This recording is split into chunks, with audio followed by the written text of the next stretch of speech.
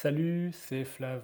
Aujourd'hui, on se retrouve pour parler Wingfoil avec le pilote, un test d'un nouveau concept. Donc, n'hésitez pas à liker la vidéo et à la commenter si ça vous plaît. Donc, n'hésitez pas à liker la vidéo et à la commenter pour donner votre avis. L'idée, c'est de vous parler de ce que je retiens des actus Wingfoil du mois qui s'est écoulé. C'est mon avis, c'est complètement subjectif et orienté sur ce qui me plaît.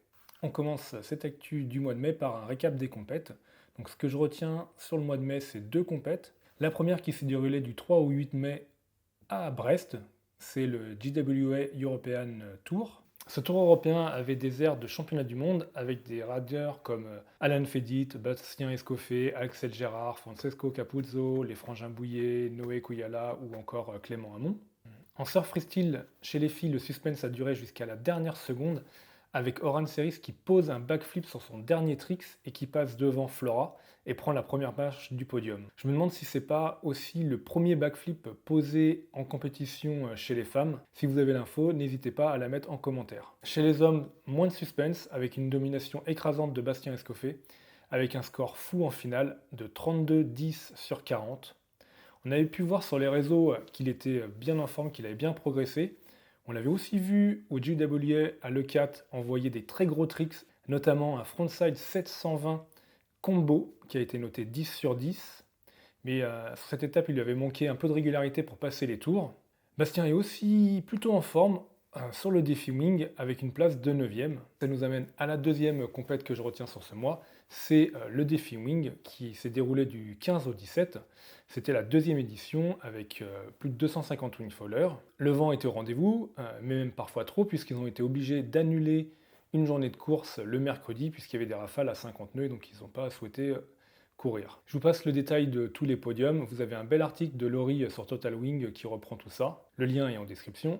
Je voulais quand même parler de deux choses que je retiens sur ce défi Wing. La première, c'est pour moi que ce défi Wing marque la fin de l'ère où on pensait que le wingfoil c'était un sport qui n'avançait pas, puisque les premiers bouclent les tours à plus de 30 nœuds de moyenne. Je dis bien 30 nœuds de moyenne sur plusieurs dizaines de kilomètres. C'est complètement fou qu'on compare aux vitesses qu'on pouvait atteindre en 2019. Le deuxième point que je retiens, et en lien avec le premier, c'est la domination des kitefoilers en wing, puisque le défi wing a été remporté par Axel Mazella, qui avait déjà remporté le défi kite quelques jours auparavant. Pour ceux comme moi qui ne connaîtraient pas Axel Mazella, c'est un kitefaller pro qui a été vainqueur de la Coupe du Monde de kitefall par deux fois en 2017 et 2019, plusieurs fois aussi champion d'Europe, donc en clair un sérieux client, un mec qui a l'habitude de rider en foil à plus de 40 nœuds. C'est ce qui l'a bien avantagé sur ce défi wing et ça laisse présager un gros potentiel d'évolution pour notre sport avec des vitesses qui vont être encore de plus en plus folles.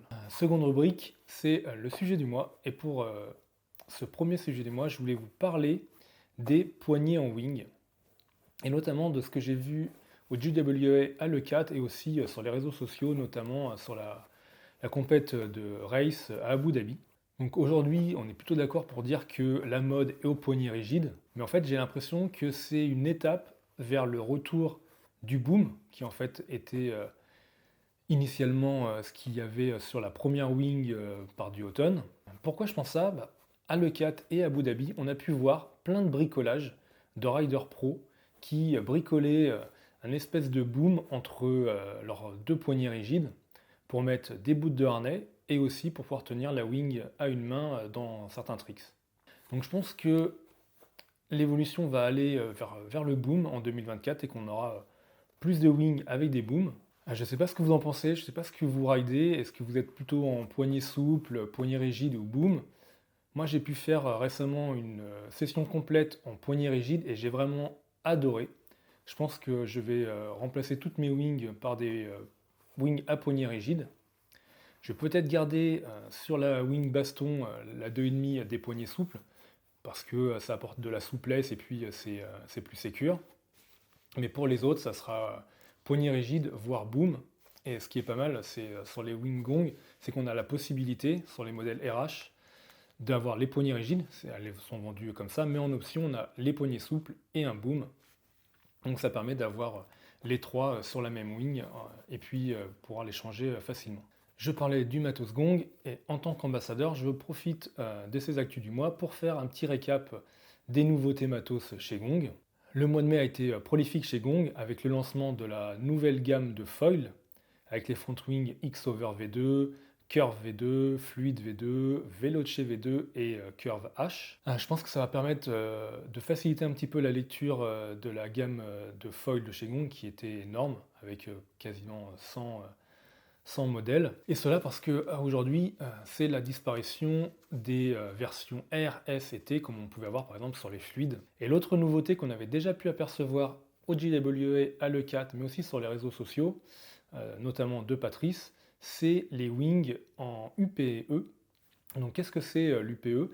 C'est un nouveau matériau qui est plus rigide, plus résistant, plus léger, un peu à l'image de la Lua, et donc plus cher. J'ai pu faire une session avec la Droid 5 mètres UPE. L'écart avec la version 2023 est très net. La wing est beaucoup plus stable, beaucoup plus maniable, beaucoup plus rigide. C'est vraiment un bonheur en nav. Le seul problème, c'est que c'est un bonheur à 1000 € la wing. Donc ça fait réfléchir. Le wingfoil, c'est un sport qui est toujours en pleine évolution. Et donc on va parler du tricks du mois. Et pour moi, le tricks au mois de mai, c'est le frontside 1080. Après l'Unfaded qui avait posé un, il me semble, en juillet 2022, Chris McDonald, on a vu ce mois-ci Malo en poser un très gros, et aussi Noé Koyala en poser un à Brest. Vraiment, pour moi, le frontside 1080, c'est le tricks 2023 au niveau des pros, et je pense qu'il sera obligatoire de poser un frontside 1080 sur le JWA pour pouvoir prétendre à une marche sur le podium sur les dernières épreuves. Moi, mon objectif pour 2023, c'est de réussir à poser un frontside 360. Et pour l'instant, après 2 sessions, je bloque à 180 degrés. Donc 4 tours, même pas en rêve. Et pour finir ces actus wingfoil du mois, je vous partage une de mes vidéos préférées qui est sortie sur le mois de mai. Il s'agit du vlog des Autrichiennes Lena et Nadine qui nous partagent leur wing trip au lac de Garde. Si vous ne connaissez pas, allez la voir, elles font de super belle qualité.